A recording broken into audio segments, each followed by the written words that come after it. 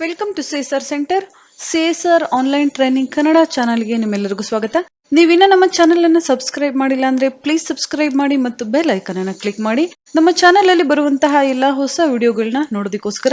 ನಮ್ಮ ಚಾನೆಲ್ ಅಲ್ಲಿ ಬರುವಂತಹ ವಿಡಿಯೋಗಳು ಇಷ್ಟ ಆದಲ್ಲಿ ಪ್ಲೀಸ್ ಲೈಕ್ ಮಾಡಿ ಮತ್ತು ಶೇರ್ ಮಾಡಿ. ಇವತ್ತು ನಾವು ನೋಡೋಣ ಪೇರೋಲ್ ಇನ್ಫಾರ್ಮೇಶನ್ ಅಲ್ಲಿ ಪೇ ಹೆಡ್ಸ್ ಅಲ್ಲಿ ನಾವು ಎಂಪ್ಲಾಯ್ ಡಿಡಕ್ಷನ್ ಪೇ ಹೆಡ್ಸ್ ಅನ್ನ ಯಾವ ರೀತಿಯಾಗಿ ನಾವು ಕ್ರಿಯೇಟ್ ಮಾಡಬೇಕು ಅಂತ. Gateway of Tally payroll information ಮೇಲೆ ನಾವು ಇಲ್ಲಿ ಕ್ಲಿಕ್ ಮಾಡಬೇಕಾಗುತ್ತೆ. ಲಾಸ್ಟ್ ಕ್ಲಾಸ್ ಅಲ್ಲಿ ನಾವು ನೋಡಿದ್ವಿ employee groups, employee categories, units of works, attendants ಮತ್ತು ಪ್ರೊಡಕ್ಷನ್ ಟೈಪ್ ಅನ್ನ. ಈಗ ನಾವು ಪೇ ಹೆಡ್ಸ್ ಅನ್ನ ಕ್ರಿಯೇಟ್ ಮಾಡ್ತಾ ಇದ್ವಿ. ಪೇ ಹೆಡ್ಸ್ ಅಲ್ಲಿ ನಾವು ಅರ್ನಿಂಗ್ ಪೇ ಹೆಡ್ಸ್ ಅನ್ನ ಮಾತ್ರ ಕ್ರಿಯೇಟ್ ಮಾಡಿದ್ವಿ. ಅದೇ ರೀತಿಯಾಗಿ ಡಿಡಕ್ಷನ್ ಪೇ ಹೆಡ್ಸ್ ಸಹ ಇರುತ್ತೆ, ಅದನ್ನ ನಾವೀಗ ಕ್ರಿಯೇಟ್ ಮಾಡಬೇಕಾಗಿದೆ. ಇಲ್ಲಿ ನಾವು ಡಿಡಕ್ಷನ್ ಪೇ ಹೆಡ್ಸ್ ಅಂದಾಗ ಎಸ್ ಇರಬಹುದು ಅಥವಾ ಪಿ ಎಫ್ ಇರಬಹುದು, ಪ್ರೊಫೆಷನಲ್ ಟ್ಯಾಕ್ಸ್ ಇರಬಹುದು, ಅಥವಾ ಯಾವುದೇ ಲೋನ್ಸ್ ಅಂಡ್ ಅಡ್ವಾನ್ಸಸ್ ಡಿಡಕ್ಷನ್ ಇರಬಹುದು, ಅಥವಾ ಕ್ಯಾಂಟೀನ್ ಡಿಡಕ್ಷನ್ ಇರಬಹುದು. ಇವುಗಳನ್ನ ನಾವಿಲ್ಲಿ ಕ್ರಿಯೇಟ್ ಮಾಡಬೇಕಾಗುತ್ತೆ. ಮೊದಲು ನಾವು ಕ್ರಿಯೇಟ್ ಮಾಡೋಣ ಪಿ ಎಫ್.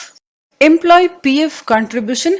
ನಾವಿಲ್ಲಿ ನಮ್ಮ ಸ್ಯಾಲರಿಯಿಂದ 12% ಪಿ ಎಫ್ ಅನ್ನ ಕಟ್ ಮಾಡ್ತಾರೆ. ನೀವಿಲ್ಲಿ ಪಿ ಎಫ್ 12% ಸಹ ಎಂಟ್ರಿ ಮಾಡಬಹುದು. ನಾನಿಲ್ಲಿ ಎಂಪ್ಲಾಯೀಸ್ ಪಿ ಎಫ್ ಕಾಂಟ್ರಿಬ್ಯೂಷನ್ ಅಡ್ತಾರೆ 12% ನಾನಿಲ್ಲಿ ಕ್ರಿಯೇಟ್ ಮಾಡಿದ್ದೀನಿ. ನಂತರ ಎಂಟರ್ ನಾವಿಲ್ಲಿ ಕೊಡಬೇಕಾಗುತ್ತೆ. Enter pay head type. ಇಲ್ಲಿ ನಾವು ಅಂಡರ್ ಅಲ್ಲಿ ನಾವು ಎಂಪ್ಲಾಯೀಸ್ ಸ್ಟ್ಯಾಟ್ಯುಟರಿ ಡಿಡಕ್ಷನ್ ಆಪ್ಷನ್ ಅನ್ನ ಸೆಲೆಕ್ಟ್ ಮಾಡ್ಕೋಬೇಕಾಗುತ್ತೆ. ನಂತರ ಎಂಟರ್ ಸ್ಟ್ಯಾಟ್ಯುಟರಿ ಪೇ ಟೈಪ್ ಅಲ್ಲಿ ನಾವಿಲ್ಲಿ ಪಿ ಎಫ್ ಅಕೌಂಟ್ ನಾವಿಲ್ಲಿ ಸೆಲೆಕ್ಟ್ ಮಾಡ್ಕೋಬೇಕಾಗುತ್ತೆ. ನಂತರ ಎಂಟರ್ ಅಂಡರ್ ಅಲ್ಲಿ ನಾವು ಕರೆಂಟ್ ಲಿಯಾಬಿಲಿಟೀಸ್ ಆಪ್ಷನ್ ಅನ್ನ ಸೆಲೆಕ್ಟ್ ಮಾಡ್ಕೋಬೇಕಾಗುತ್ತೆ. ಎಫೆಕ್ಟ್ ನೆಟ್ ಸ್ಯಾಲರಿ ಎಸ್ ನಾವಿಲ್ಲಿ ಕೊಡಬೇಕಾಗುತ್ತೆ. Name to be displayed on pay slip. Pay slip ಅಲ್ಲಿ ಯಾವ ರೀತಿಯಾಗಿ ಪ್ರಿಂಟ್ ಇಲ್ಲಿ ಬರಬೇಕು, ನೀವು ಇಲ್ಲಿ ಚೇಂಜ್ ಮಾಡ್ಕೋಬಹುದು. ನಾನಿಲ್ಲಿ ಯಾವುದೇ ಚೇಂಜಸ್ ಅನ್ನ ಮಾಡ್ತಾ ಇಲ್ಲ. ನಂತರ enter currency of ledger rupees. ನಂತರ ನಾವಿಲ್ಲಿ ನಾರ್ಮಲ್ ರೌಂಡಿಂಗ್ ಆಪ್ಷನ್ ಅನ್ನ ಸೆಲೆಕ್ಟ್ ಮಾಡ್ಕೋಬೇಕಾಗುತ್ತೆ. Rounding limit 1. ನಂತರ ನಾವಿಲ್ಲಿ ಆನ್ ಸ್ಪೆಸಿಫೈಡ್ ಫಾರ್ಮುಲಾ ನಾವಿಲ್ಲಿ ಸೆಲೆಕ್ಟ್ ಮಾಡ್ಕೋಬೇಕಾಗುತ್ತೆ. Add pay head, basic pay, ನಂತರ ಎಂಡ್ ಆಫ್ ಲಿಸ್ಟ್. ಎಂಟರ್ ನಾವಿಲ್ಲಿ ಕೊಡಬೇಕಾಗುತ್ತೆ. ಎಂಟರ್ ನಾವಿಲ್ಲಿ ಕೊಡಬೇಕಾಗುತ್ತೆ. ನಂತರ ಪರ್ಸೆಂಟೇಜ್ ಅಥವಾ ವ್ಯಾಲ್ಯೂ ಪರ್ಸೆಂಟೇಜ್ ನಾವಿಲ್ಲಿ ಸೆಲೆಕ್ಟ್ ಮಾಡ್ಕೋಬೇಕಾಗುತ್ತೆ. 12% ನಾವಿಲ್ಲಿ ಪಿ ಎಫ್ ಅನ್ನ ಕಟ್ ಮಾಡ್ತೀವಿ ಯಾವಾಗ್ಲೂ, ಅದಕ್ಕೋಸ್ಕರ 12% ನಾವಿಲ್ಲಿ ಕೊಡಬೇಕಾಗುತ್ತೆ. ನಂತರ ಎಂಟರ್ ಎಕ್ಸೆಪ್ಟ್. ನೆಕ್ಸ್ಟ್ ನಾವಿಲ್ಲಿ ಕ್ರಿಯೇಟ್ ಮಾಡೋಣ ಎಸ್ ಐ. ಎಸ್ ಐ ನಾವಿಲ್ಲಿ ನಮ್ಮ ಸ್ಯಾಲರಿಯಿಂದ 1.75 ಕಟ್ ಮಾಡ್ತಾರೆ. ನೀವಿಲ್ಲಿ ಇ ಎಸ್ ಐ 1.75% ನೀವಿಲ್ಲಿ ಕ್ರಿಯೇಟ್ ಮಾಡಬಹುದು. ನಾನಿಲ್ಲಿ employees E S I contribution @1.75 ನಾನಿಲ್ಲಿ ಕ್ರಿಯೇಟ್ ಮಾಡ್ತಾ ಇದ್ದೀನಿ. ನಂತರ ಎಂಟರ್ ನಾವಿಲ್ಲಿ ಮಾಡಬೇಕಾಗುತ್ತೆ. ಎಂಪ್ಲಾಯೀಸ್ ಸ್ಟ್ಯಾಟ್ಯುಟರಿ ಡಿಡಕ್ಷನ್ ನಾವಿಲ್ಲಿ ಸೆಲೆಕ್ಟ್ ಮಾಡ್ಕೋಬೇಕಾಗುತ್ತೆ. ಸ್ಟ್ಯಾಟ್ಯುಟರಿ ಪೇ ಟೈಪ್ ಅಲ್ಲಿ ನಾವಿಲ್ಲಿ ಎಂಪ್ಲಾಯೀಸ್ ಸ್ಟೇಟ್ ಇನ್ಸೂರೆನ್ಸ್ ಆಪ್ಷನ್ ಅನ್ನ ಸೆಲೆಕ್ಟ್ ಮಾಡ್ಕೋಬೇಕಾಗುತ್ತೆ. ನಂತರ ನಾವಿಲ್ಲಿ ಕರೆಂಟ್ ಲಿಯಾಬಿಲಿಟೀಸ್ ಸೆಲೆಕ್ಟ್ ಮಾಡ್ಕೋಬೇಕಾಗುತ್ತೆ. ಅಂಡರ್ ಅಲ್ಲಿ ಎಫೆಕ್ಟ್ ನೆಟ್ ಸ್ಯಾಲರಿ ಎಸ್ ನಾವಿಲ್ಲಿ ಕೊಡಬೇಕಾಗುತ್ತೆ. Name to be displayed on pay slip ನೀವಿಲ್ಲಿ ಚೇಂಜ್ ಮಾಡ್ಕೋಬಹುದು. ನಾನಿಲ್ಲಿ ಯಾವುದೇ ಚೇಂಜಸ್ ಅನ್ನ ಮಾಡ್ತಾ ಇಲ್ಲ. ನಂತರ enter currency of ledger Indian rupees. Normal rounding option ಅನ್ನ ನಾವಿಲ್ಲಿ ಸೆಲೆಕ್ಟ್ ಮಾಡ್ಕೋಬೇಕಾಗುತ್ತೆ. Rounding limit 1. On current earning total ನಾವಿಲ್ಲಿ ಸೆಲೆಕ್ಟ್ ಮಾಡ್ಕೋಬೇಕಾಗುತ್ತೆ. ನಂತರ ಪರ್ಸೆಂಟೇಜ್ ನಾವಿಲ್ಲಿ 1.75 ಕಟ್ ಮಾಡ್ತಾರೆ, ಅದಕ್ಕೋಸ್ಕರ 1.75 ನಾವಿಲ್ಲಿ ಕೊಡಬೇಕಾಗುತ್ತೆ. ನಂತರ ಎಂಟರ್ ಎಕ್ಸೆಪ್ಟ್.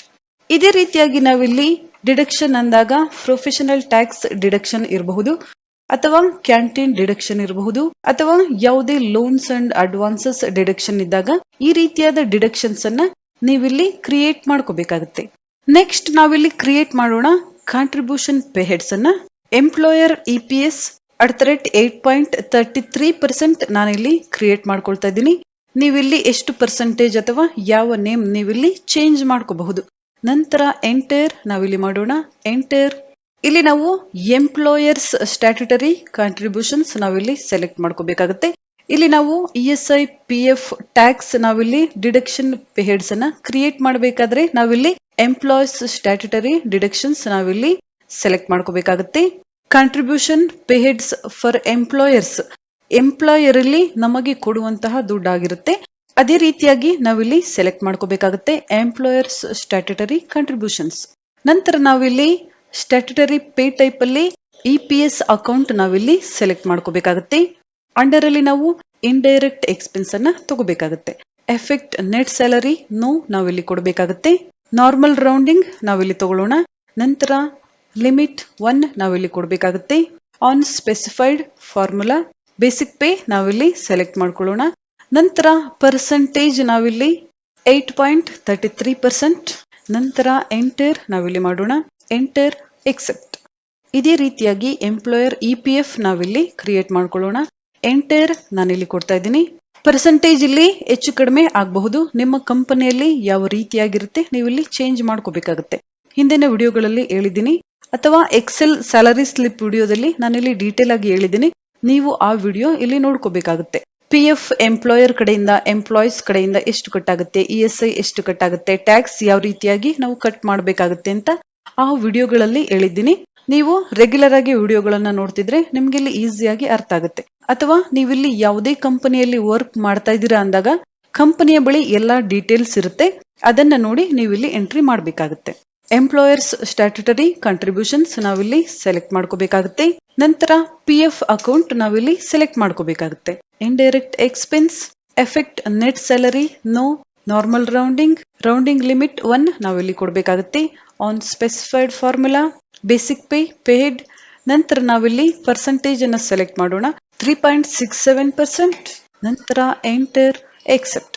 ಈ ರೀತಿಯಾಗಿ ನಾವು deduction from employer statutory contributions ನಾವಿಲ್ಲಿ ಕ್ರಿಯೇಟ್ ಮಾಡ್ಕೋಬೇಕಾಗುತ್ತೆ. ನೆಕ್ಸ್ಟ್ ಕ್ಲಾಸ್ ಅಲ್ಲಿ ನೋಡೋಣ employer other charges, bonus, gratuity ಇವುಗಳನ್ನ ನಾವು ಯಾವ ರೀತಿಯಾಗಿ ಕ್ರಿಯೇಟ್ ಮಾಡ್ಕೋಬೇಕು ಅಂತ.